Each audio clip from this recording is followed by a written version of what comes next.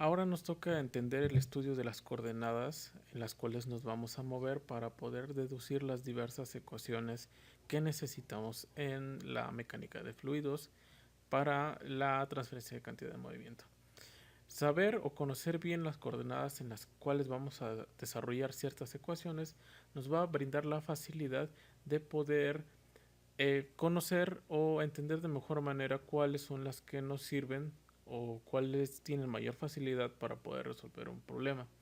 Algunos problemas se pueden resolver mejor con coordenadas rectangulares, algunas otras con coordenadas cilíndricas y otras un poco más raras y un poco más complejas con coordenadas esféricas. Pero aquí lo importante es tratar de entender para qué nos sirven o cómo es que debemos nosotros abordar las coordenadas para el estudio de los volúmenes de control en el balance de cantidad de movimiento. Lo que vamos a hacer ahora es explicar de manera gráfica qué son las coordenadas rectangulares y qué son las cilíndricas de manera rápida. Bueno, para las coordenadas rectangulares lo que necesitamos, vaya la redundancia, son tres coordenadas o tres puntos, por así decirlo. Un punto tridimensional que nos va a ayudar a colocar en el espacio ya sea o un punto o un vector. Ahora bien, primero tenemos que entender que estas coordenadas, especialmente las de las rectangulares, están en el plano cartesiano, pero ha aumentado una dimensión más, es decir, para que puedan ser tres dimensiones.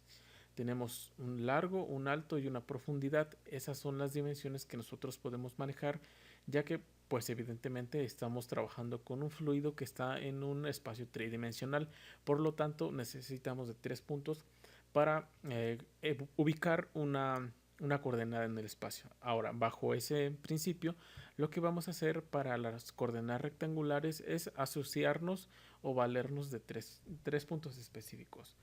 Un punto en el eje Z, un punto en el eje X y un punto que va a unir estas dos coordenadas. Ahora, lo que estamos generando aquí es un área. Esa área, si nosotros le aumentamos una altura, pues obtendremos un volumen. Por lo tanto, aumentamos una altura en el eje Z y lo que vamos a obtener es desplazando esa altura al mismo nivel de la coordenada en el plano en dos dimensiones ZX, es obtener un punto en el cual nosotros vamos a poder ubicar eh, ese espacio tridimensional, en este caso las coordenadas Z, X o YZX. Aquí no importa cómo es que se vea, es decir, las coordenadas pueden ser indiferentes, pero siempre y cuando nosotros tengamos un plano en dos dimensiones principal para tener la noción de dónde nos estamos moviendo. En este caso, si lo decimos de alguna manera coloquial, nuestro piso es las coordenadas ZX y la altura es la coordenada y en realidad. Ahora bien, con eso pues podemos formar un objeto tridimensional que nosotros podamos estudiar de manera eficaz, ya que conocemos ahora qué o cuáles son los puntos de cualquier parte de esa estructura. Con ello nosotros podemos formar un objeto sólido que podamos estudiar de mejor manera. Vamos ahora con las coordenadas cilíndricas. Las coordenadas cilíndricas son semejantes a las coordenadas rectangulares. La diferencia es que en las coordenadas cilíndricas va a haber otro tipo de variables que se van a utilizar.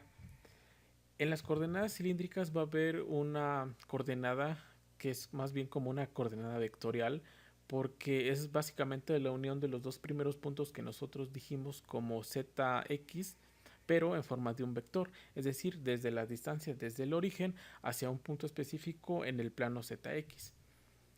Ese vector lo podemos llamar r, algunos lo llaman ρ, que la nomenclatura puede cambiar, pero en esencia es lo mismo. Ese vector tiene desde el punto de vista del plano cartesiano zx una apertura con un ángulo que puede ser teta, que puede ser phi o cualquier otra letra, pero lo que nos indica es la apertura respecto del eje zx. Ahora bien, con esa apertura lo único que necesitamos para formar un objeto tridimensional y encontrar un punto en el espacio para las coordenadas cilíndricas es una altura z. Esa altura z lo que nos va a indicar es dónde estamos posicionados en la altura. Con ello ya obtenemos unas coordenadas r, teta, z. Algunos le llaman rho, phi, z o otro tipo de nomenclatura, pero la idea es esa, tener una coordenada de tipo vectorial, por así decirlo, porque en realidad es un vector, luego otra coordenada de tipo angular y una coordenada que no es nada más una dirección de altura.